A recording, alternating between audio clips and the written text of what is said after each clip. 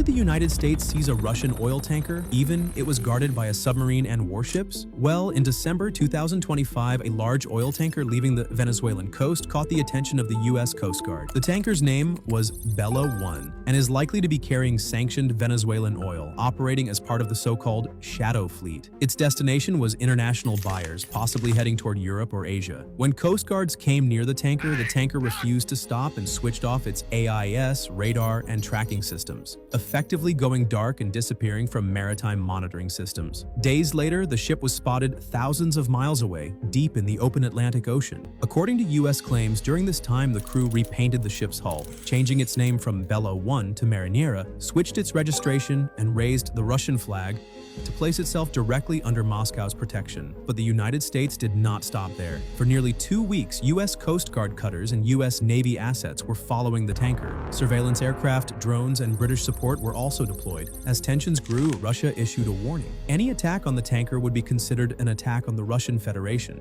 Soon after, Moscow dispatched naval vessels and a nuclear-powered submarine to escort the tanker to safety. As the tanker passed through the North Atlantic, moving between Iceland and the United Kingdom, the United States made its final move. U.S. helicopters surrounded the tanker. Special operations boarding teams fast-roped onto the deck and seized control of the vessel in international waters. Russian ships were nearby, but facing a larger U.S. and U.K. naval presence, Russia chose not to intervene.